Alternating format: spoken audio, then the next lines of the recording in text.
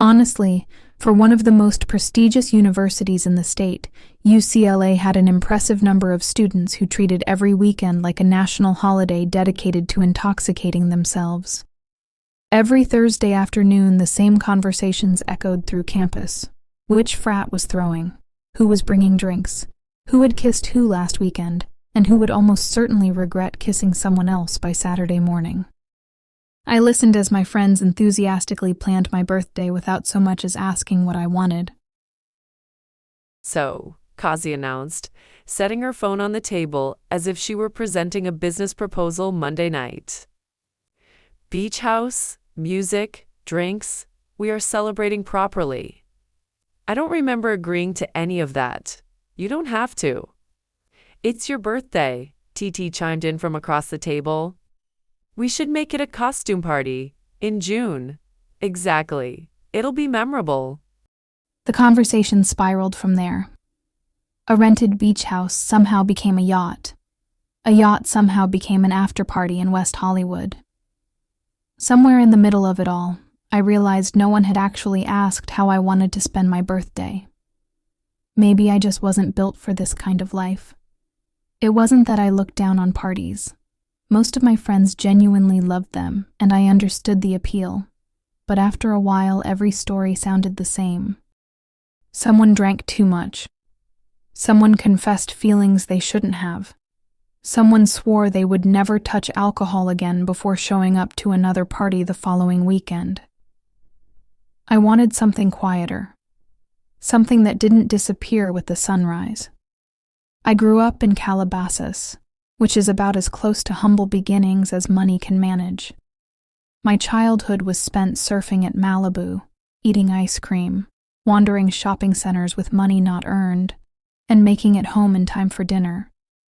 I grew up in Calabasas, which is about as close to humble beginnings as money can manage. My childhood was spent surfing at Malibu, eating ice cream, wandering shopping centers with money not earned, and making it home in time for dinner.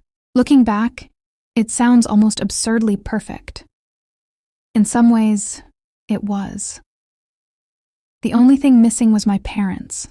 They were always somewhere else.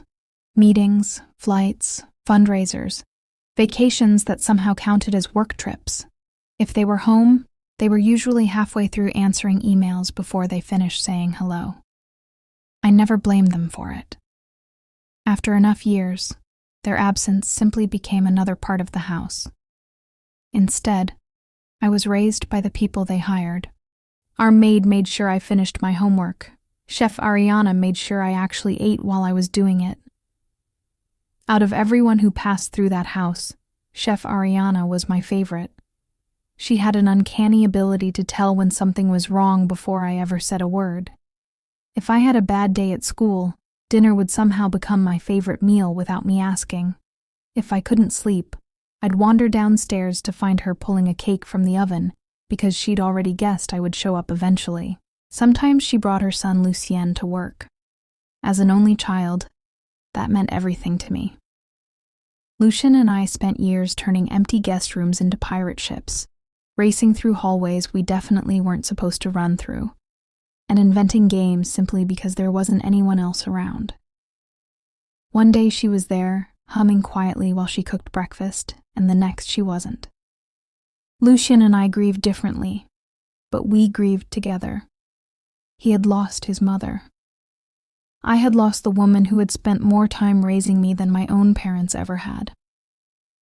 Somewhere in the middle of that grief, we became each other's only constant.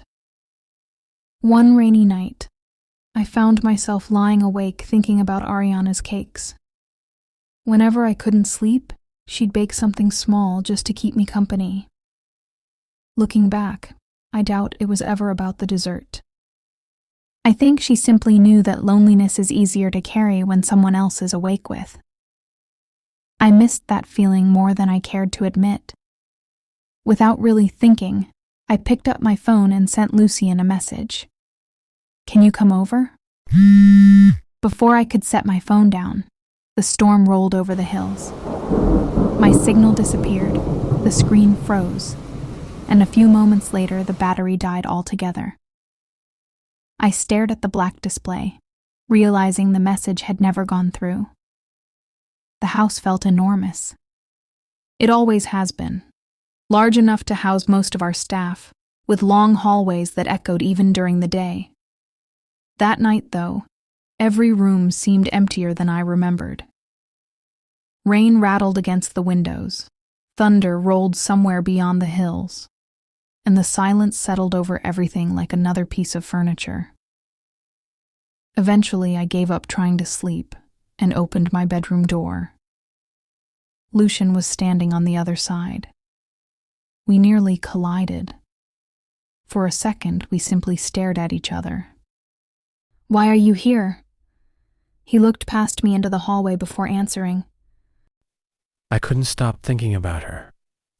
For a long moment, neither of us spoke. We didn't need to.